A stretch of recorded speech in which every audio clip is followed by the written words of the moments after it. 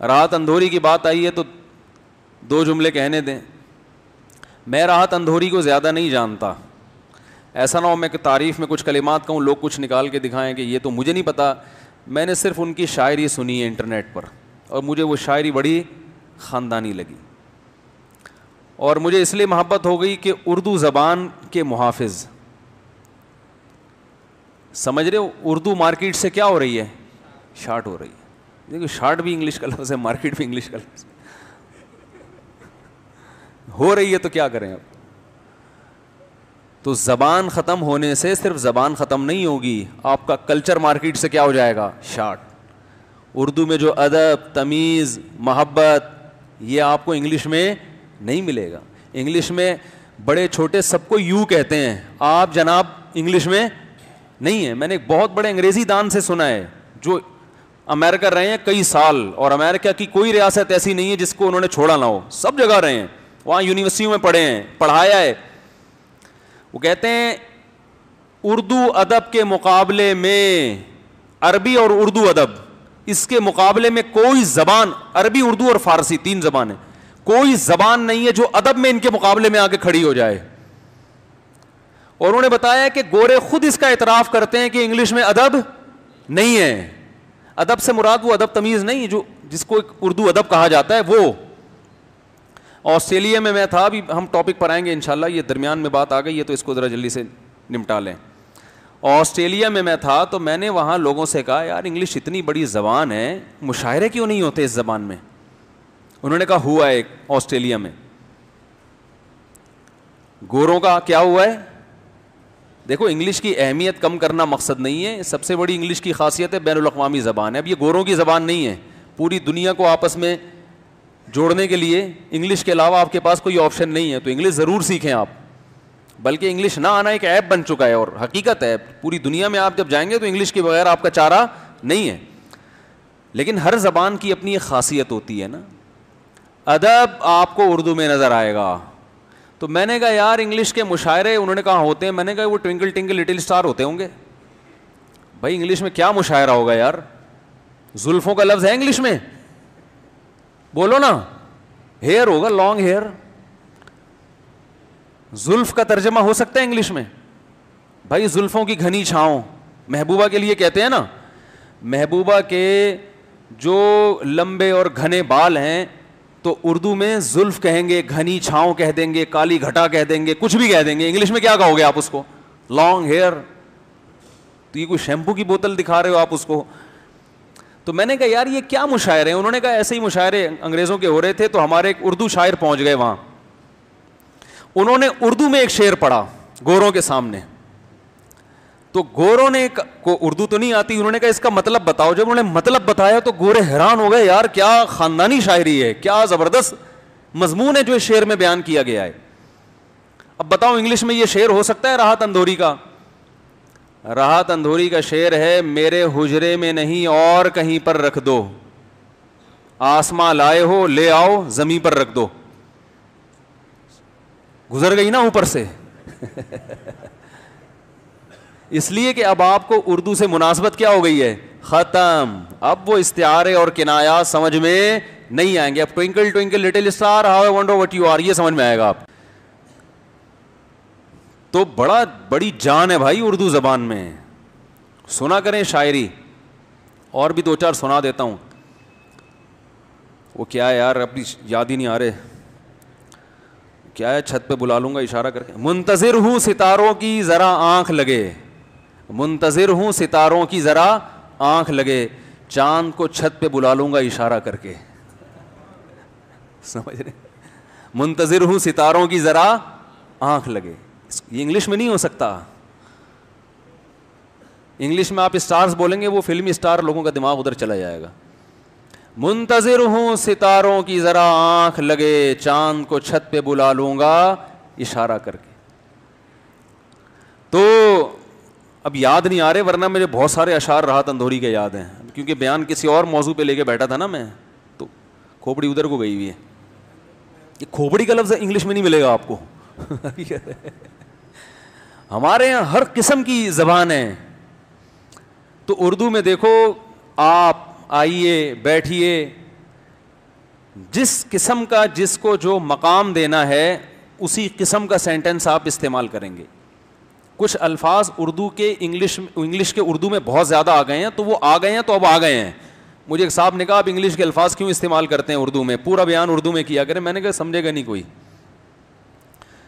جو دوسری زبان کا لفظ جب کثرت سے استعمال ہونا شروع ہو جائے نا, اس کا مطلب ہوتا ہے اس زبان نے اس لفظ کو ایکسیپٹ, ابھی ایکسیپٹ کا لفظ ہی آپ دیکھ لو, اس کو قبول کر لیا ہے اور اب یہ زبان کا حصہ بن گیا. جو بن گیا اب اس کو نہیں نکالا جا سکتا. آئندہ کے لیے کوشش کی جا سکتی ہے کہ حفاظت کرو, جو ہو گئے وہ ہو گئے,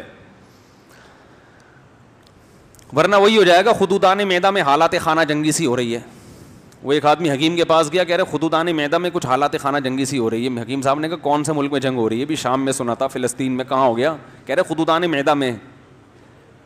تو کیا مطلب؟ کہہ رہے پیٹ میں درد ہو رہا ہے. کہہ رہے یہ بولنا پیٹ میں درد ہو رہا ہے. خدودان معدہ میں حالات خانہ جنگی.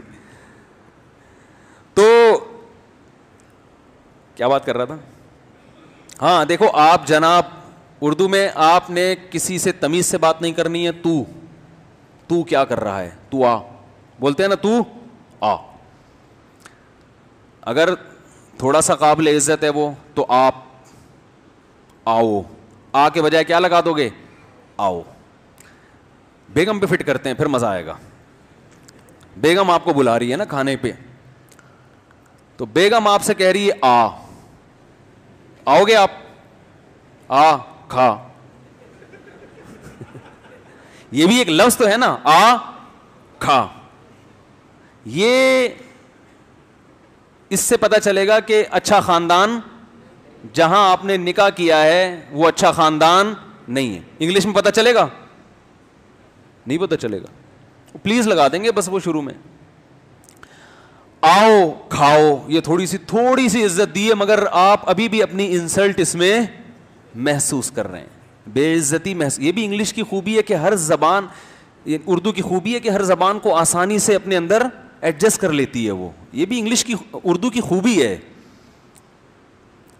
کہ ادھر ادھر سے الفاظ ادھار بھی لے لیتی ہے, اور بعض ادھار ایسے لیے کہ واپس نہیں کر رہی. صحیح ہے نا, وہ اسی کا حصہ بن چکے ہیں. تو آ کھا, آؤ کھاؤ, مزید یہ شو کرے گی کہ میرا خاندان اچھا ہے, ہمیں ہمارے ہاں چھوٹے بڑے کا ادب ہے. تو پھر شوہر سے ایسے کہے گی آئیے اور کھانا کھائیے. آپ کا دل چاہے گا کہ آپ آئیں اور کھانا کھائیں. ابھی مکمل نہیں ہوئی یہ بات.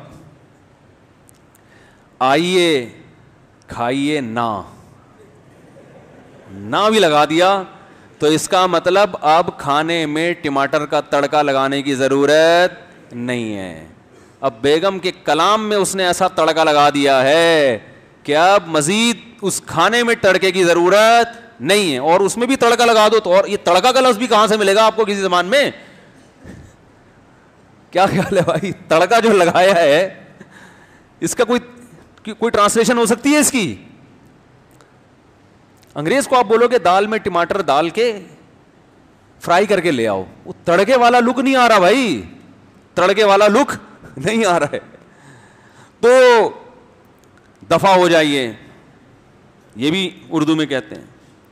تو آپ آئیے, لیجئے, کھائیے, بیٹھیے, یہ ساری تمیز آپ کو کہاں ملے گی؟ اور مزید القابات لگانا چاہو, برخوردار, برادر نسبتی, صحیح ہے نا, خوش دامن. ساس کو کتنا اچھا نام ہے خوش دامن, لیکن لوگوں نے یہ نام ہی بدل دیا, انہوں نے یہ اچھا نہیں لگ رہا, ساس پہ سوٹ نہیں کر رہا یہ. تو رشتے ہیں, کزن, وہ رشتے ہیں دیکھو اس میں خالہ, پھپھی, ماموں, چچا. انگلش میں سارے کیا ہیں؟ انکل. پتہ ہی نہیں چلے گا تمہارا رشتہ کیا ہے. ایک فادر رہ گیا ہے بس, فادر انگریزوں میں. اور جس سپیڈ سے ان کے یہاں فادر مارکیٹ سے شارٹ ہو رہے ہیں تو لگتا ہے کہ اگلے 50 سال 60 سال میں فادر کا لفظ بھی ڈکشنری سے غائب ہو جائے گا, فادر بھی انکل بن جائیں گے. اور فادر کی بھی 2-3 قسمیں ہو گئی ہیں, لیگل فادر, انلیگل اور وغیرہ وغیرہ. تو اردو میں بھائی, کیونکہ کوئی بھی زبان جو ہے نا کسی قوم کی تہذیب کی عکاس ہوتی ہے. زبانیں بعد میں بنتی ہیں, قومیں پہلے آتی ہیں. تو جو قوم کا جو کلچر تھا وہ زبان میں آ جاتا ہے, اور زبان اسی حساب سے بنتی ہے. اور جس قوم میں کوئی کلچر ہی نہ ہو تو اس کی زبان میں وہ الفاظ نہیں ہوتے. تو ہمارا ماضی بڑا شاندار ہے, ادب, تمیز, بڑوں کا ادب, چھوٹوں کا ادب, بیٹی سے کیسے بات کرنی ہے, بہن سے. بہن کے لیے معزز لفظ کیا ہے؟ ہمشیرہ صاحبہ. ہمشیرہ کتنا اچھا لفظ ہے. شیر دودھ کو کہتے ہیں, ہمشیرہ. ایک ہی دودھ دونوں نے پیا. یہ رشتہ بھی شو کر رہا ہے نا کہ کتنا گہرا رشتہ ہے. بیوی کے لیے اہلیہ, بہت سارے الفاظ ہیں, زوجہ, اہلیہ, گھر والی. انگلش میں کیا کہتے ہیں؟ وائف. تو ہسبینڈ کو کیا شوہر, سرتاج بھی کہہ دیتی ہیں آج کل, پرانے زمانے میں کہا کرتی تھی. تو اس لیے میں راحت اندھوری کی بات اس لیے کر رہا تھا کہ جو شاعر ہیں نا اردو, وہاں اور بھی بڑے بڑے شاعر ہیں. پاکستان میں اردو قومی زبان تو بنا دی, مگر اس کی حفاظت کے لیے گورنمنٹ نے کچھ بھی نہیں کیا. بیڑا غرق. اتنی بھی توفیق نہیں ملتی کہ باہر جاؤ تو کم از کم اپنی زبان میں بیان کر لو. اتنی بھی توفیق نہیں ہے. ہر ملک کا سربراہ اپنی زبان میں بات کرتا ہے. طیب اردگان ترکی میں بات کرے گا, چائنا کا صدر چائنیز میں بات کرے گا. لیکن ہمارے یہاں اوپر ایسی غلامی مسلط ہے کہ ہمیں انگلش نہیں بھی آتی تو بھی بولنے کی کوشش ہوگی. او بھائی تم اردو میں بات کر لو, وہ جہاں اتنے لوگوں کی ٹرانسلیشن ہو رہی ہے تمہاری بھی ہو جائے گی. نہ جی نہ, ہم پڑھے لکھے نہیں لگیں گے اس سے. تو پڑھائی لکھائی کا یہ کون سا معیار ہے یار؟ یہ کون سا معیار ہے؟ اس کا مطلب انگریزوں کے سارے بچے پڑھے لکھے ہوتے ہیں کیونکہ وہ تو انگلش بولتے ہیں, اور ہمارے جو ڈاکٹر ہیں وہ جاہل ہوتے ہیں کیونکہ وہ انگلش نہیں بولتے. میں نے تو بڑے بڑے پڑھے لکھے ڈاکٹروں کو دیکھا ہے وہ انگلش میں بات نہیں کر سکتے, لیکن وہ بہت پڑھے لکھے ہیں. تو خیر, تو راحت اندھوری کی موت پر افسوس ہوا, اللہ تعالیٰ ان کی مغفرت فرمائے. اور ہمارے ہاں پاکستان میں اتنے ہیں شاعر ہیں, کچھ ہی ہیں, زیادہ نہیں ہیں. انڈیا میں شاعر بہت ہیں. میں نے یہ شعراء کو سرچ کرنا شروع کیا تھا 8-10 سال پہلے. مجھے اردو زبان کا فیوچر کے حوالے سے میں نے سوچا تھا کہ انڈیا میں کیا کام ہو رہا ہے, تو وہاں تو ایسے خاندانی شاعر, نواز دیوبندی بڑے ہٹو بچوں قسم کے شاعر ہیں. کبھی سنا کریں ان کو بھی, ان کی شاعری بھی یوٹیوب پہ سرچ کریں. دیوبندی سے مراد وہ دیوبندی بریلوی والے نہیں, وہ دیوبند کے رہنے والے ہیں اس لیے دیوبندی, ورنہ وہ بریلوی کہیں گے ہم تو سرچ نہیں کریں گے. بھائی آپ بھی کر لیں, وہ والے دیوبندی نہیں ہیں, ٹھیک ہے نا. وہ دیوبند کے رہنے والوں کی وجہ سے ان کو دیوبند کہا جاتا ہے. نواز دیوبندی ہیں, اور بھی نوجوان شاعر بھی آ رہے ہیں. تو بڑی خاندانی شاعری ہے.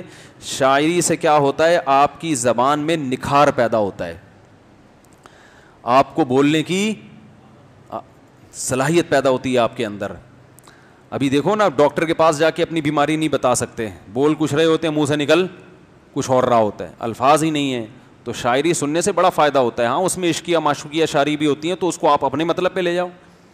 ابھی میرے وہ چاند کو چھت پہ بلا لوں گا اشارہ کر کے, ضروری تھوڑی آپ کی گرل فرینڈ ہی مراد ہو, اس سے کچھ بھی ہو سکتا ہے یہ.